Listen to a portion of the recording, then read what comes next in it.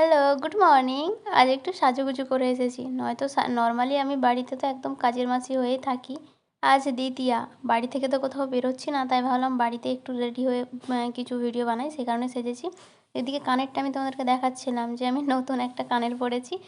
খুব ভারী ছিল কানেরটা, একদম পিওর ছিল, ব্ল্যাক পলিশের ওপরে। চলো আমি ভিডিওগুলো বানাই আর তোমাদেরকে দেখাই কোথায় আমি ভিডিও বানাই। এই যে আমাদের বাড়ির একটা সাইডে এরকম একটা খাট ফেলি, আর এখানটাতে স্ট্যান্ড লাগিয়ে ভিডিও বানাই।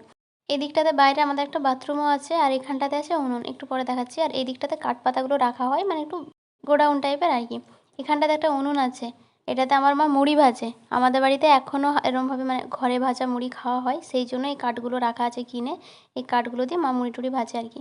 এরপর এদিকে আমি বাড়িতে চলে এসেছিলাম, এসে বাড়িটা একটু মানে নিজের রুমটা একটু ক্লিন করছিলাম। তো একটা পাকামো করে ফেলেছি, আমি তোমাদেরকে দেখাই। এই সাঁড়াশিটা দিয়ে এইখানটায় শোকেসটাতে একটা কাঁচ ছিল, সেটা আমি ভেঙে ফেলেছি। মানে আমি ওটাকে খুলতে গেছিলাম, একটা কাঁচ আগেই নষ্ট হয়ে গেছিলো।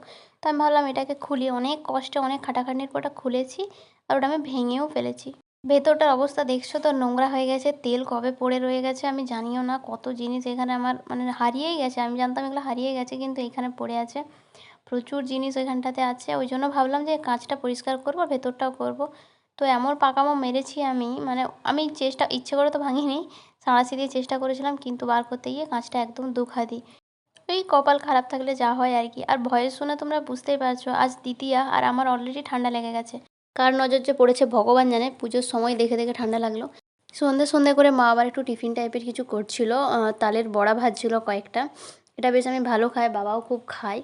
এদিকে তালের বড়া ভাজা চলছে, আর ওইদিকে আমার রুমের অবস্থা তোমাদেরকে দেখাচ্ছি। আমি তো পুরোটা বাগাতেই পারিনি।